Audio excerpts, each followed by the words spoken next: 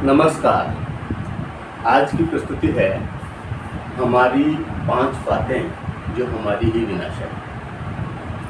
बहुत महत्वपूर्ण परिचर्चा है और मैं ये समझता हूँ कि परदोष देखने की जगह अपने दोष देखना ज़्यादा आवश्यक है। तो कौन कौन सी हैं ऐसी 5 बातें जो कि हमें नुकसान पहुँचाती हैं? आइए इस पर हम विचार करते हैं। यह संसार सचमुच अद्भुत है जो कहीं न कहीं विचारों से उद्भूत है और इसी की अधिक संभावनाएं भारतीय दृष्टिकोण से भी परिलक्षित होती हैं। यहाँ तक कि हमारी आज की सोच हमारे कल का निर्माण करती है।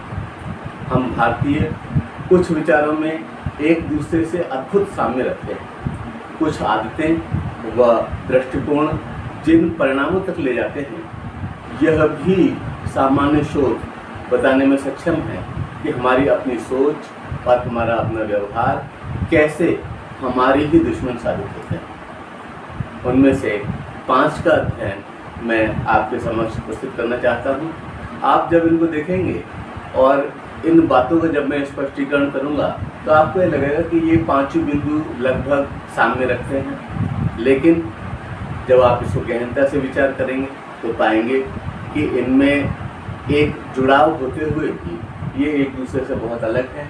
इनमें सूक्ष्म अंतर है, लेकिन एक दूसरे से अच्छी तरह से ये गुत्थम गुत्था है।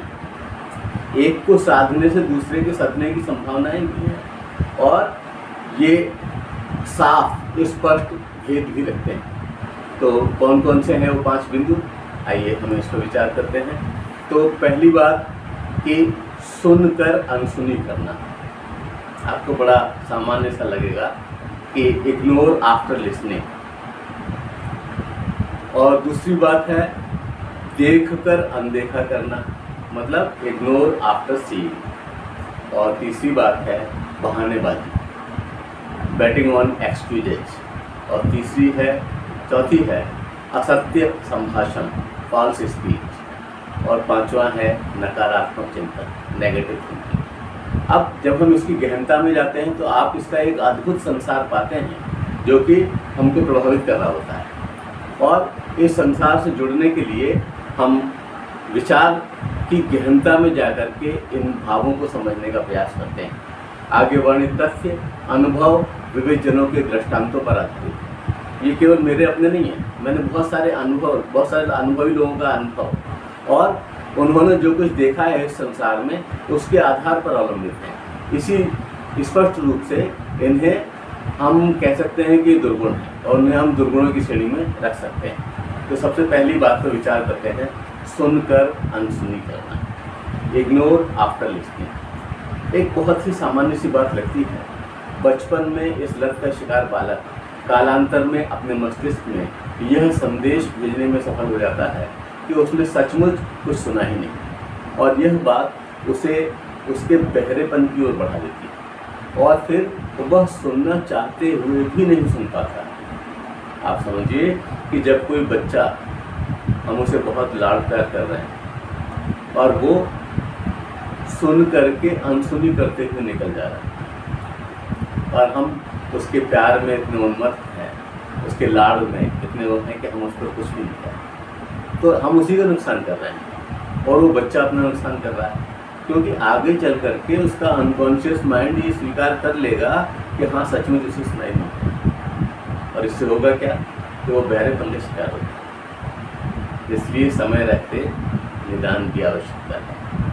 इसी तरह से आप देखते होंगे ऑफिस में वह सेवक जो अपने ऊपर के अधिकारियों की बात को अनसुना करता है, वह आलस्य, कामचोरी, संशय, बहरेपन, कान का अनायास बजना, कार्य क्षमता का ह्रास, शारीरिक कंपन आदि विविध व्याधियों का शिकार हो जाता है। ये बहुत सारे लोगों का अनुभव बताता है और ये जो देर सवेर वो इन व्याधियों का शिकार होता है तो उससे उसका पूरा जीवन दिशा भ्रमित हो जाता है। तो हम जानबूझ करके ऐसा न करें तो निश्चित रूप से हम अपने आप को ज़्यादा सजग रख सकते हैं। और ये इस तरह की बातें कुछ ऐसे लोगों के अध्ययन और लोगों के अनुभव से आप सहज बोध स्वयं भी कर सकते हैं कि जो लोग इस तरह का कर रहे हैं उनका अंत किस तरह का होता है। इसको आप देख सकते हैं, आप समझ सकते हैं और व्यावहारिक दुनिया में आप इसको महसूस करते हैं। और अगर यही आदत खुद हमको ही लग जाए तब क्या होता है? यदि यह आदत स्वयं हमको लगती है तो हम स्वयं अपनी भी नहीं सुन पाते, सोचते रह जाना, कल्पना लोक में विचरण करते रह जाना, समय की बर्बादी हम सहज स्वभाव के वशीभूत होकर के करने लगते हैं। किसी का आर्तनाद हमें सुनाई नहीं पड़ता, किसी की चीख हमें सुनाई नहीं पड़ती। हम इतने कायर हो चुके होते हैं कि किसी की मदद को तत्पर हो ही नहीं पाते। परिणाम स्वरूप एकाकीपन और मानसिक अवसाद हमें घेरने लगता है। तनाव, अकारण भय, चिंता, ये सब कुछ हमारा मुकद्दर बनने लगता है। हम लक्ष्य से दूर भागने लगते हैं। परिश्रम व लगन दूर की कौड़ी लगने लगते हैं। ऐसा लगता है कि ये तो हमसे हो ही नहीं पाएगा। तो ये जो एक छोटी सी बात है, सुन करके अनसुनी करना, इग्नोर आफ्टर लिसनिंग, बहुत घातक है। किसी को भी इस आदत के लगते ही सजग हो जाना चाहिए और इससे अपना छुटकारा ले लेना चाहिए, वरना जिंदगी बड़ी जटिल होने वाली है। क्योंकि जैसा आप बोओगे वैसा ही तो काटोगे। इसलिए ये आवश्यक है कि हम सजग रहें और ये दुर्गुण हमको लपेट न पाए। थोड़े से प्रयास से हम इस पर जो है काबू पा सकते हैं। अब हम दूसरी बात को विचार करते हैं, देख कर अनदेखी करना। आप देखिए कि यह भी एक जटिल समस्या होती जा रही है, इग्नोर आफ्टर सीइंग। आंग्ल भाषा में पहले और दूसरे उपशीर्षक कहते हैं, यानी पहला शीर्षक सुनकर अनसुनी करना और दूसरा देखकर अनदेखी करना। इन दोनों के लिए एक ही शब्द अधिकांश प्रयोग में आता हुआ दिखाई पड़ता है और उसके लिए अक्सर यूज होता है अवॉइड। लेकिन हिंदी में इसके अलग अलग गूढ़ अर्थ हैं जिसे शब्द उच्चारण से ही समझा जा सकता है, और शब्द के उच्चारण के साथ ही हमको लगने लगता है कि इसका ये मतलब। और देखने और सुनने के लिए अलग अलग इंद्रिय हैं। आपको पता है कि देखने के लिए हम आँख का इस्तेमाल करते हैं और सुनने के लिए कर्ण का यानी कि कान का प्रयोग करते हैं। तो आजकल लोग बहुत अधिक व्यस्त हैं और बाजारवाद के प्रभाव से ग्रस्त हैं, और इसीलिए बहुत सारी चीज़ों को अनदेखा करते हुए स्वयं सहित अन्य जन दिखाई पड़ते हैं। ऐसा नहीं कि हम ही केवल अनदेखा कर रहे हैं, हमें और लोग भी ऐसे दिखाई पड़ते हैं जो कि उसे अनदेखा करके निकल रहे हैं। आज आप देखते हैं कोई एक्सीडेंट हो जाता है रोड के किनारे, और हम जो पहिया वाहन पे हैं जिसे हम रोक सकते हैं, हम उसकी मदद कर सकते हैं, उसके बाद भी हम निकल जाते हैं। और कल को जब हमारा हो जाता तब भी क्या हम यही उम्मीद करेंगे लोगों से कि वो ऐसा ही करें? फिर हम शिकायत करते हैं। आवश्यकता इस बात की है कि आज हम जिस तरह के उदाहरण रखेंगे, जिस तरह का आदर्श रखेंगे, कल वही बीज जो है पुष्पित होकर के विशाल वृक्ष बन जाएगा। आज जब हम इग्नोर करके निकल रहे हैं, आज जब हम अनदेखा करके निकल रहे हैं, तो कल वही हमारे साथ भी होना है। हमें भी लोग अनदेखा करके निकलेंगे और फिर हमें इस बात का बुरा नहीं मानना चाहिए। तो आवश्यकता इस बात की है कि हम न तो खुद इस तरह का करें और न दूसरे को इसकी प्रेरणा दें। जब समय, धर्म, विवेक, ज्ञान और अंतरात्मा हमारी देखकर अनदेखा करने की आदत का शिकार हो जाती है, आप समझिए हमारे बहुत सारे आंतरिक गुण जब इसके शिकार हो जाते हैं और चलचित्र की भांति बहुत कुछ हमारी आंखों के सामने से गुजर जाता है और हम किंकरता भी विमूढ़ हो जाते हैं, हमारी शक्तियों का क्षय होने लगता है। आप समझिए हमारी ऊर्जा ऐसी नहीं है जैसे कि संचित करके रखा जा सके और 10 दिन की ऊर्जा फिर एक दिन लगा दी जाए। हमारी शक्तियों का क्षय होने लगता है और हमारी सोच दुष्प्रभावित हो जाती है। फिर हमारी सोच में नहीं आता, हमें लगता है कि हमारा कर्तव्य नहीं है और उस पर बिना सोचे हुए फिर हम आगे निकल जाते हैं। और इस तरह से यह एक बीमारी, यह एक व्याधि हमें बुझकर जकड़ लेती है और जैसी करनी वैसी करनी के आधार पर हमें प्रतिफल भी मिलने लगते हैं। यह स्थिति मानवता के लिए अत्यंत घातक है, संपूर्ण मानवता बहुत ही घातक है। हमें एक दूसरे की मदद मानस का विस्तार करके करनी चाहिए। और भले ही सामने हमारा दुश्मन ही क्यों ना हो, अगर वो परेशानी में है तो उसकी मदद करने का हमारा कर्तव्य बनता है। अनदेखा करके अगर हम निकल रहे हैं तो हम एक तरह से अपने से ही घात कर रहे हैं। मानव के काम नहीं आएगा, किसके काम आएगा? आवश्यकता इस बात की है कि हम अपनी अनदेखा करने की इस आदत से जितनी जल्दी छुटकारा पा जाएंगे उतना अच्छा होगा हिंदुस्तान के लिए और संपूर्ण परिवेश के लिए। कहने को तो हम कहते हैं कि सर्वे भवन्तु सुखिनः सर्वे सन्तु निरामयाः सर्वे भद्राणि पश्यन्तु माँ कश्चित् दुःखात् भवेत्, लेकिन इसका अनुपालन कहाँ करते हैं? तो सभी सुखी हों इसके लिए हमें कुछ करना होगा ना, सभी की प्रगति के लिए हमें कुछ करना होगा। कम से कम हम अपना रोल तो अच्छी तरह से प्ले कर लें। तो ईश्वर ने आंखें दी हैं और इसके बाद हमें दिखाई पड़ रहा है कि वो संकट में है, उसके बाद भी हम निकले जा रहे हैं। ये कैसी स्थिति है? और अगर मान लीजिए हम ही आदर्श नहीं रखेंगे तो कल की पीढ़ी से फिर हम क्या उम्मीद रखेंगे? हमारे बच्चे भी फिर उसी तरह करेंगे और फिर उनकी मदद करने के लिए भी कोई आगे नहीं आएगा। अगर आज हम किसी की मदद के लिए खड़े नहीं होंगे तो देखकर अनदेखी करना ये बहुत ही घातक है। इग्नोर आफ्टर सीइंग हमें कहीं का नहीं चाहिए। अगले बिंदु पर विचार करते हैं, बहानेबाजी, बैटिंग ऑन एक्सक्यूजेस। कभी कभी एक अद्भुत तथ्य सामने आता है कि हम किसी कार्य को करने में या किसी वस्तु से किसी की मदद करने में या किसी सलाह द्वारा मार्गदर्शन करने में पूर्णतः सक्षम होते हैं, फिर भी हम किसी बहाने का सहारा लेकर के उस विशिष्ट कर्तव्य से मुंह मोड़ लेते हैं। और यह परिलक्षित होता है कि अधिकांश जनसंख्या इस दुर्गुण से ग्रस्त है। ज़्यादातर लोग ऐसा करते हैं। हम अपने बच्चों को भी जाने अनजाने में इस दुर्गुण को परोस दे रहे हैं और उन्हें भी इस दुर्गुण से ग्रसित कर दे रहे हैं। और धीरे धीरे यह हमारी आदत और व्यवहार का विशेष भाग होता जा रहा है। आवश्यकता नहीं है, उसके बाद भी फिर बहानेबाजी। आप सच्ची सीधी बात कहेंगे तब भी वो बात मानी जा सकती है, लेकिन नहीं, उसके साथ में कोई बहाना जोड़ करके उसको एक्सप्लेन किया जाएगा। और आप देखिए ऑफिस में जब कोई छुट्टी लेने आता है तो कई बार तो अपने एक रिश्तेदार को कई बार मार देता है। तो इस तरह का झूठ, और ये झूठ पकड़ में आता है। गिने चुने लोग ही ऐसे होते हैं जो निस्वार्थ सेवाभावी रहकर बहानेबाजी की छतरी नहीं लगाते। यह मानसिक और शारीरिक रूप से स्वस्थ लोग होते हैं। इन विशिष्ट व्यक्तित्वों से ही मानवता को सदपथ मिलता है।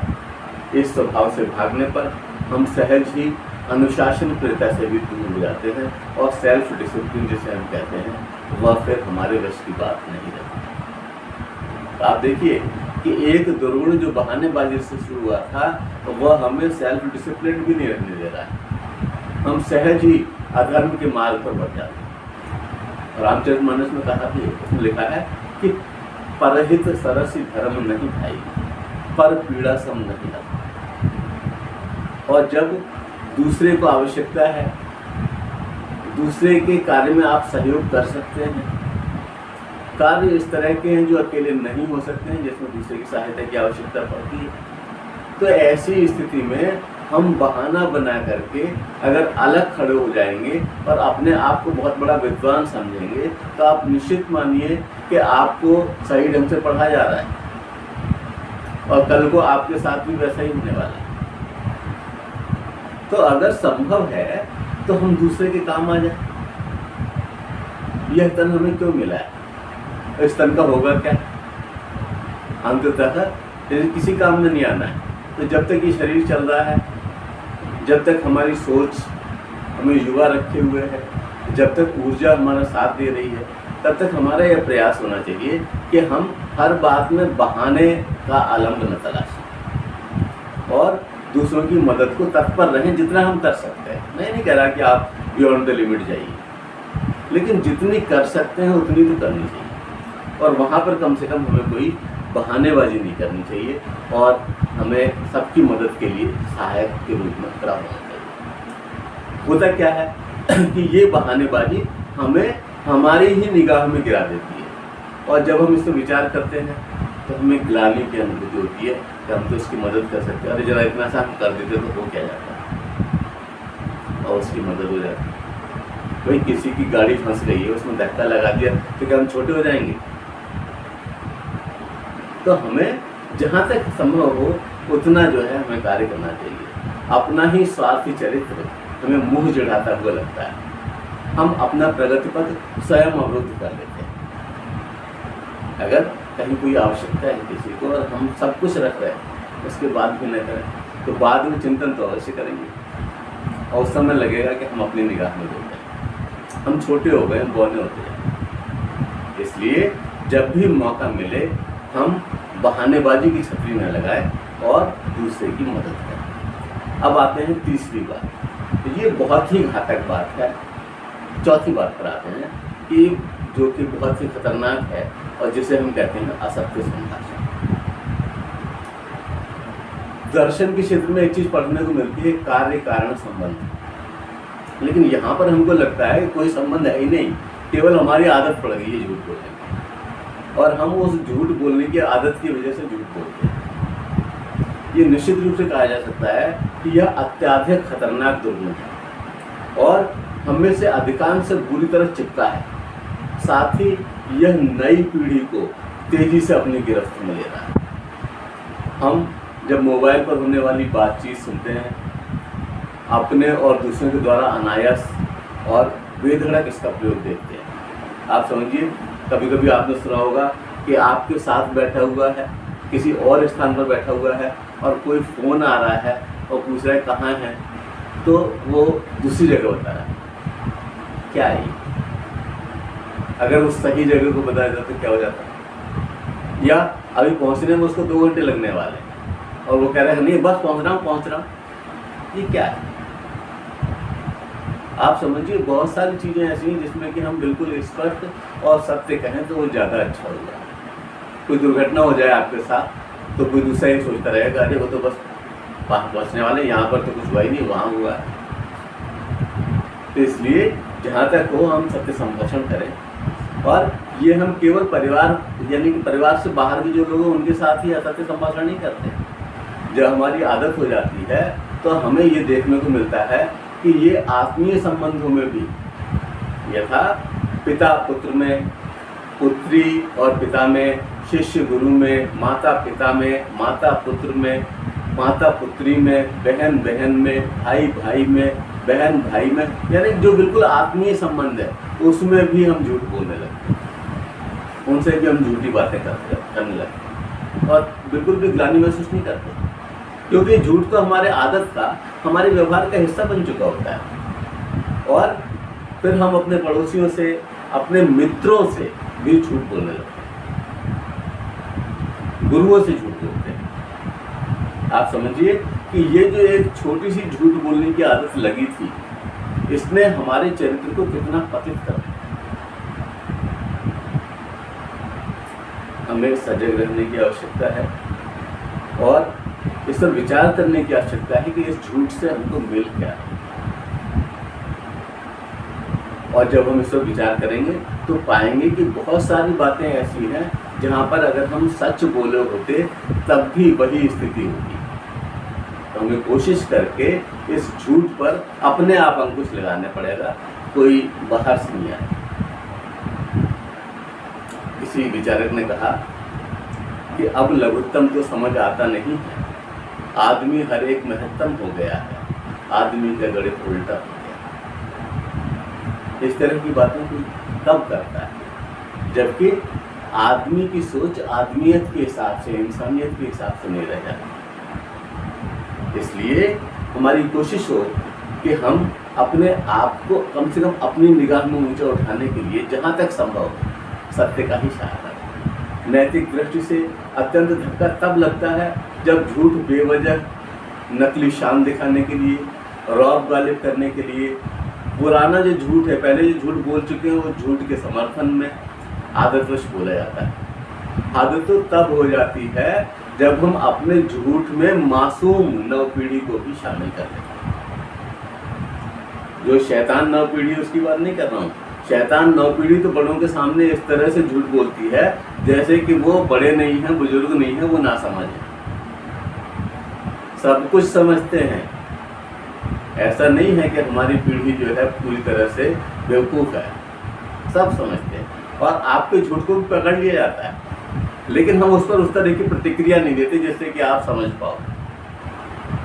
तो आवश्यकता इस बात की है कि यहाँ पर हम कोई द्वंद्व पैदा नहीं करना चाहते, केवल एक और ध्यान इंगित करना चाहते हैं कि ये जो असत्य संभाषण है, जो ये फॉल्स स्पीच है, ये हमें कहीं का नहीं छोड़ता। जिस देश में सत्यवादी राजा हरिश्चंद्र ने जन्म लिया, जिस देश के विशेष चिंतक महात्मा गांधी ने कहा कि सत्य ही ईश्वर है, आप समझिए, ईश्वर सत्य है, राम नाम सत्य है, आपने सुना होगा, लेकिन उन्होंने ठीक इसके विपरीत कहा कि सत्य ही ईश्वर है। इसका उद्घोष किया उस देश में अकारण असत्य संभाषण अत्याधिक अटपटा लगता है। यह दुर्गुण सारे पवित्र संबंधों की नींव हिलाने में सक्षम है। किसी ने सच ही कहा है कि हम ही गर्क करते हैं जब अपना बेड़ा, हम ही गर्क करते हैं जब अपना बेड़ा, तो बतलाओ फिर ना खुदा क्या करेंगे। जिन्हें दर्द दिल से ही फुर्सत नहीं है, वो दर्द वतन की दवा क्या करें। अपने आप में हम खोए हुए, अपने आप को देख रहे हैं, और हमारे मस्तिष्क जो कुछ भी कह रहा है उस पर बिना संश्लेषण, बिना विश्लेषण, बिना विचार किए हुए हम उसका अंधाधुंध इस्तेमाल कर रहे हैं, लगातार झूठ बोल रहे हैं। तो ऐसी स्थिति में जब हम खुद ही अपना बेड़ा गर्क कर लेंगे तो कोई दूसरा नहीं आएगा हमको बचाने के लिए। हम ही अपनी प्रगति के और हम ही अपनी अवनति के कारण हैं। इसलिए अगर संभव हो तो हम अपने आप को इससे बचाने का प्रयास करें। कठिन नहीं है, साधना शुरू कीजिए कि नहीं आज मैं बिल्कुल झूठ नहीं बोलूँगा। आप देखिए शाम को बहुत हल्का महसूस होगा और आप सोचेंगे कि हाँ यह भी हम ही है और वह भी हम ही है।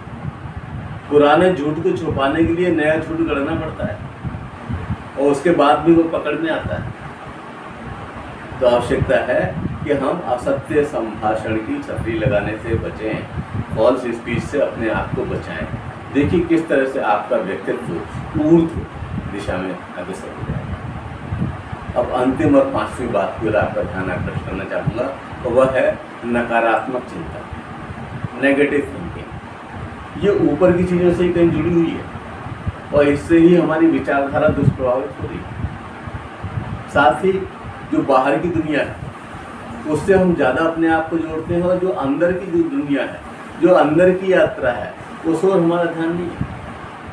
आप समझिए जब अष्टांग योग की बात होती है तो उसमें आपको बताया जाता है कि ये बहिरंग साधन है, ये अंतरंग साधन है। तो अंतरंग साधन की ओर भी हमारा ध्यान होना चाहिए। और आज की दुनिया में बाहर की दुनिया हमारे चिंतन, मानसिक शांति, प्राकृतिक स्वभाव पर हावी होती जा रही है। सुबह के अखबार से लेकर तमाम टेलीविज़न के प्रसारण और कार्यक्रम, उसमें है क्या, हिंसा है, मारधाड़ है, चोरी है, डकैती है, बलात्कार है, गबन है, भ्रष्टाचार है।